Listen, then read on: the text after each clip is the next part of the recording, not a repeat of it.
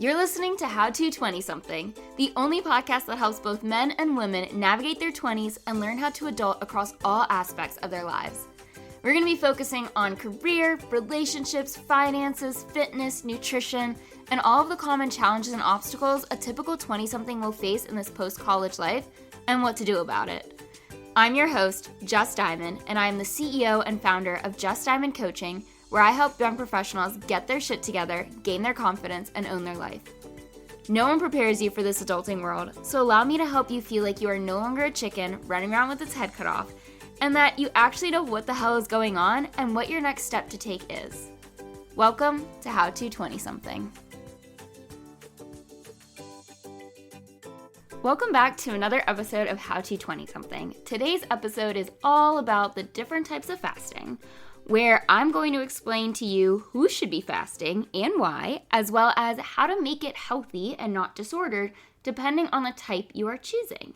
And this episode actually came from one of you from a few months ago after receiving a question about fasting in my DMs. And I said, this would make a fantastic episode topic.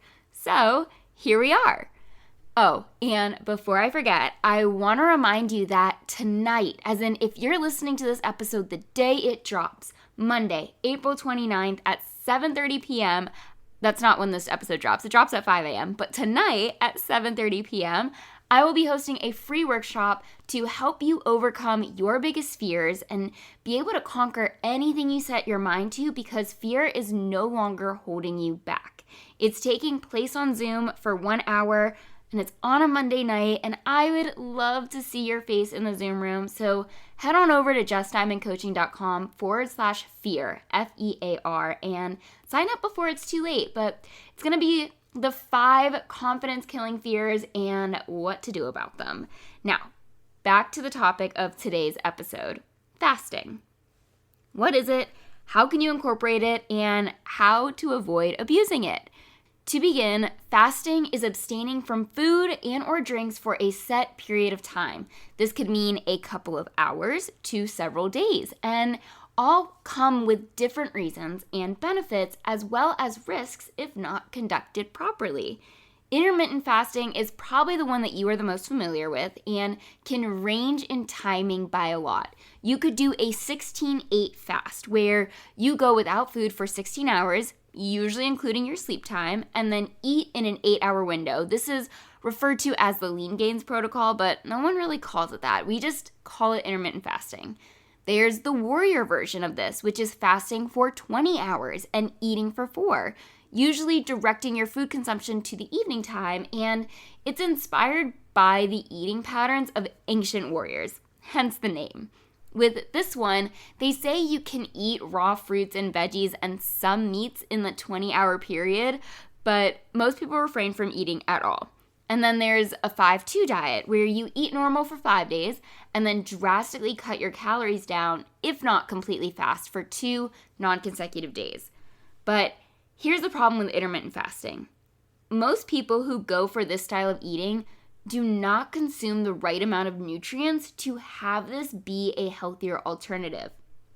They use it as a way to justify skipping meals instead of focusing on reaching their macro and micronutrients, which only enhances the risk for developing, if not encouraging, disordered eating habits. One of my aunts has a history of disordered anorexia nervosa and does use the term intermittent fasting as a way to reason that barely eating throughout the day is actually healthy, when it's not. She's severely limiting her food consumption because of her relationship to food and her body. A lot of people will also disrupt their intermittent fasting schedules for holidays or special occasions and times when stress is really high, and therefore negate any of the potential benefits that come with this style of eating. Another negative effect is it can trigger cravings because you're depriving yourself of food and ignoring your body's natural hunger cues. So when it is time for you to eat, you overindulge on high-calorie, unhealthy foods during your eating window. It creates a very imbalanced relationship with food and goes solely off of time, which back in caveman times, I love referring back to that time period from an evolutionary standpoint, but back in caveman times, we couldn't tell time. There were no clocks. Your body can't tell time. It goes off of circadian rhythm, which is largely influenced by the sun or daytime and nighttime. And intermittent fasting creates this disconnect between what your body is communicating to you and how you're choosing to respond, thereby placing an unnecessary stressor on your body. Now, there are benefits to intermittent fasting, which I will get into in a moment, but before I do that, I want to highlight some other negatives. And that starts with saying that females should not intermittent fast, at least not all the time, because it is a very regimented diet and operates on a strict 24-hour cycle. Women do not operate on a 24-hour cycle, and we require different nutritional needs at different times in a given month.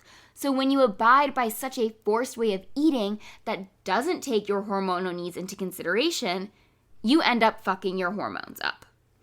Women also require different nutritional needs, and intermittent fasting, when done improperly, as in you just decide to cut out a meal, robs you of a lot of these necessary nutrients that would otherwise come from food.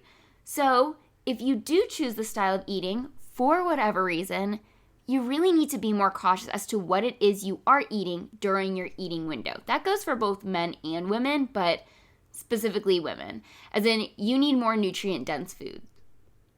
Intermittent fasting for both men and women can be good for weight loss in the short term, but not the long term because of the metabolic adaptations that occur when you go to decrease your calories.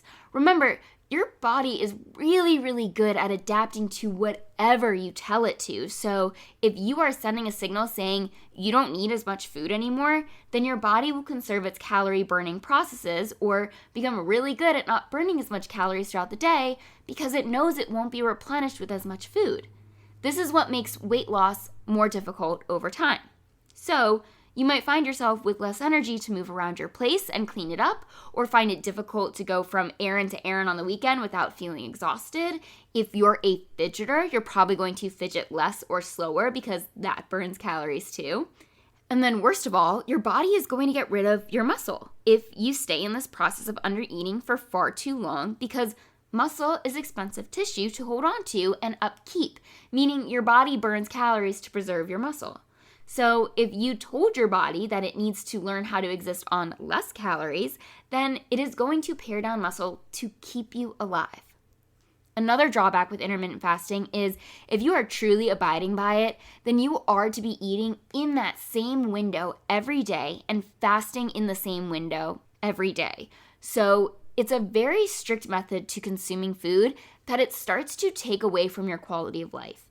Meaning, if your window is, say, 12 to 8, if you're doing a 16-8 fast, and your friends want to get brunch at 11 or go out for drinks at 9 p.m., then technically you can't also eat and drink with them.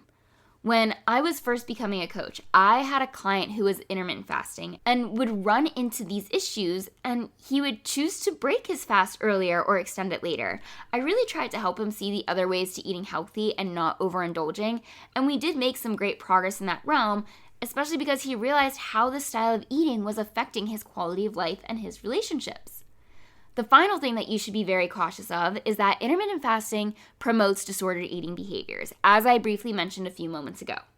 Not in everyone, but the skipping meals and not eating enough during your window promotes this risky relationship with food.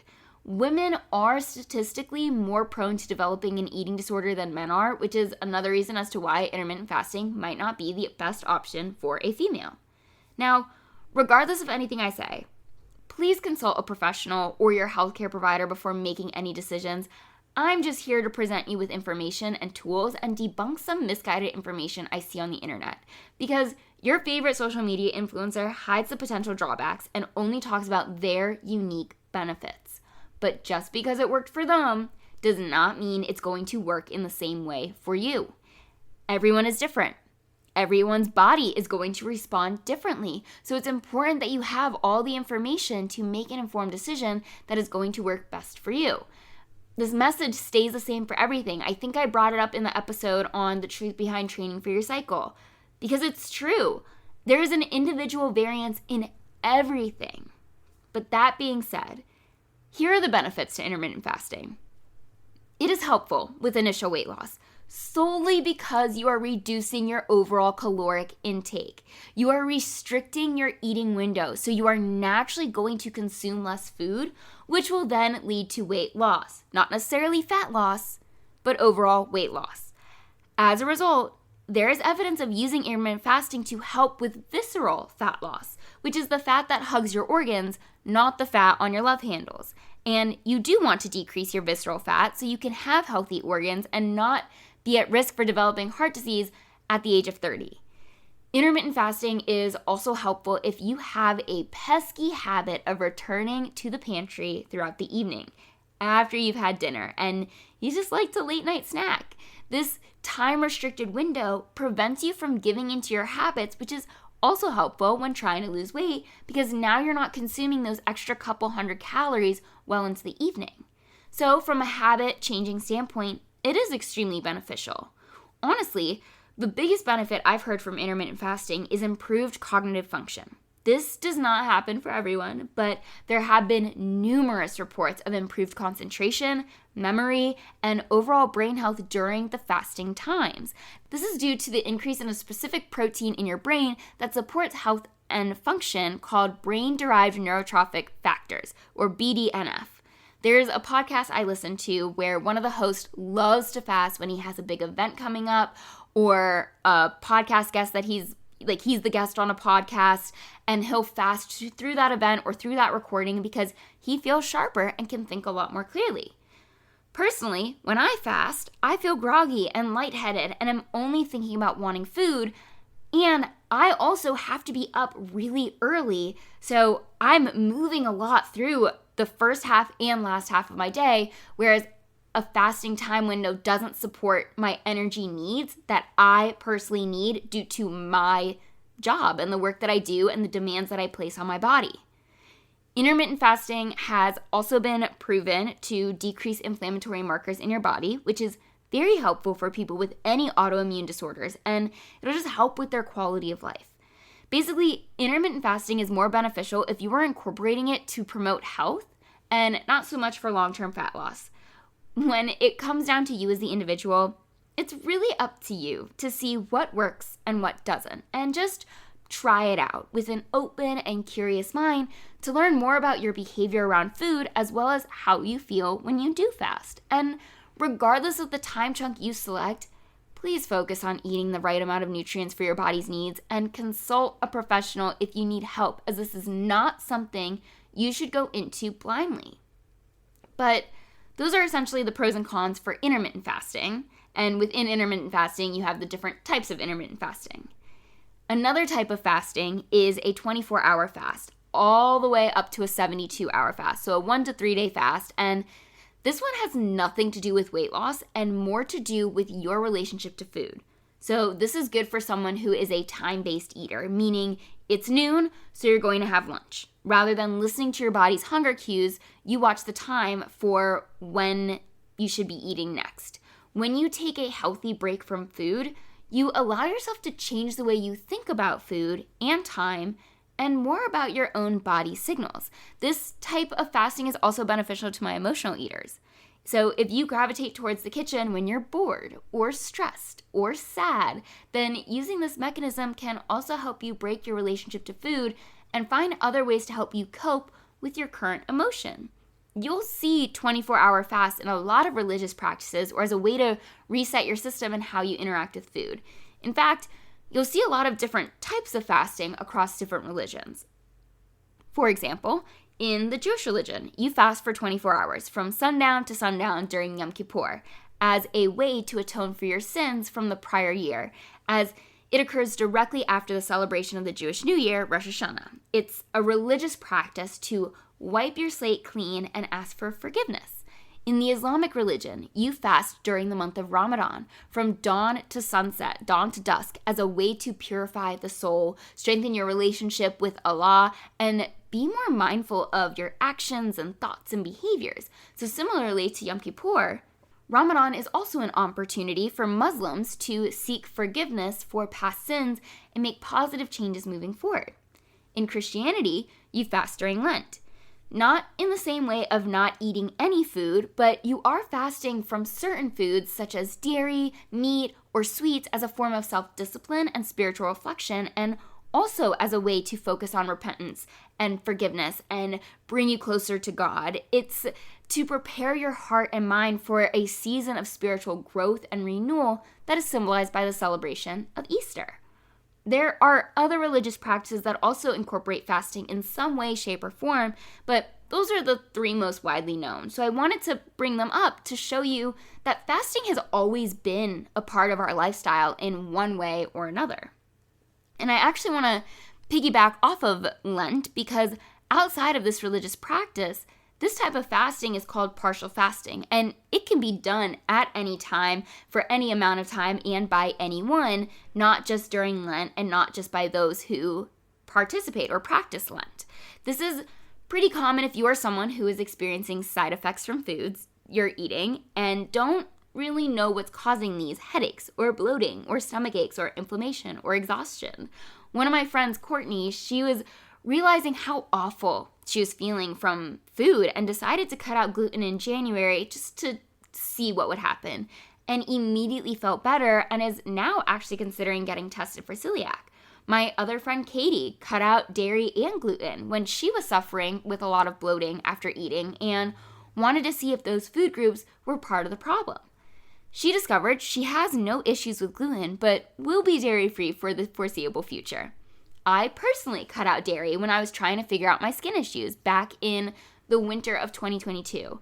And I got lucky that my first guess was correct and have been dairy-free ever since.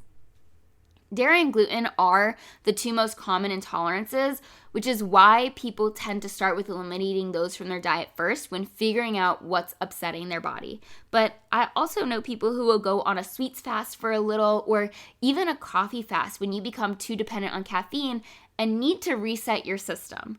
So these partial fasts are beneficial for helping you detach from a specific food or drink you would typically eat and maybe have a weaker relationship with, or if you need to figure out where all of your health problems are coming from.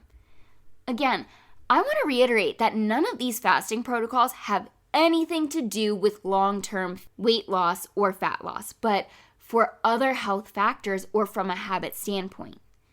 Another type of fasting is prolonged fasting, and this is where you fast for multiple days at a time, and this should not be done without consulting a doctor first, as you could really mess yourself up with this one. People will typically participate in prolonged fasts when they are trying to promote cellular regeneration.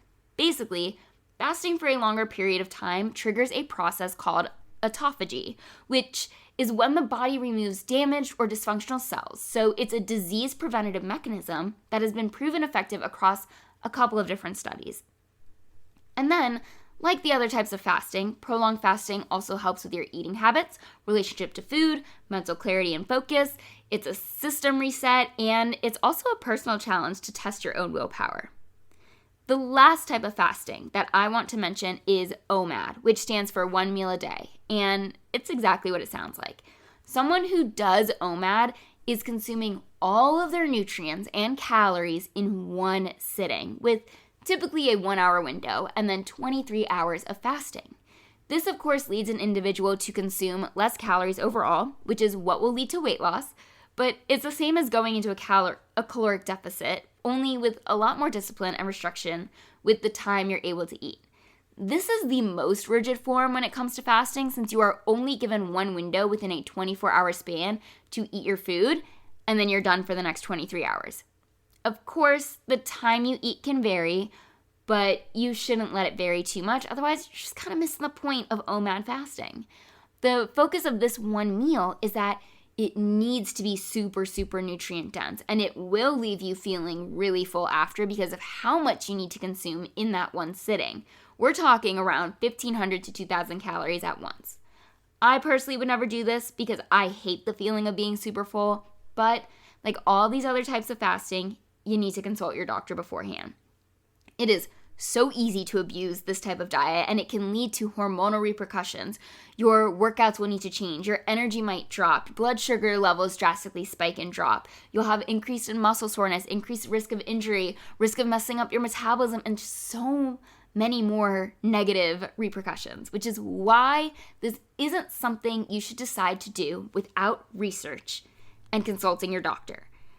At the end of the day, it's your body and your choice with what you want to do, and there is nothing wrong with fasting, especially every couple of months as a way to reset.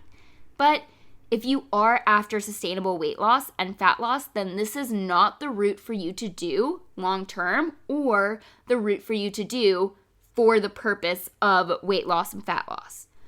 Your body is your temple. This is not a form of punishment or restriction. Use it for its proper benefits, like mental clarity, or improving your relationship to food, or developing mental discipline, or if you're just curious and want to give it a try. If you have any other questions about which one you want to try for yourself, then please do not hesitate to reach out to me and ask. My email is always in the show notes for you to access, but I also want to say that I am not a registered dietitian or a certified nutritionist. I am a nutrition coach, so I can give you information and help you decide, but it's your doctor that should be the person to give you the all clear. And ask to get your blood markers and hormone levels tested before and during, just to make sure you're not making any unhealthy decisions. But those are the main different types of fasting. We've got intermittent fasting, and then the types within that. We've got fasting for religious purposes, partial fasting, prolonged fasting, and OMAD fasting. Many options, all with similar benefits that has nothing to do with weight loss. So give one a try. I know my sister and I fast for Yom Kippur, and that's kind of our once a year fast, but plan out what you're going to do, when you're going to begin, and how long you're going to try it out for. Basically, don't be stupid. And if you liked what you heard, please share this episode with a friend or on social media and tag me at coach.jessdiamond when you do. Otherwise, that's what I have for you on the different types of fasting, and this concludes another episode of How to 20-something. I can't wait to be in your headphones again next week with another brand new episode.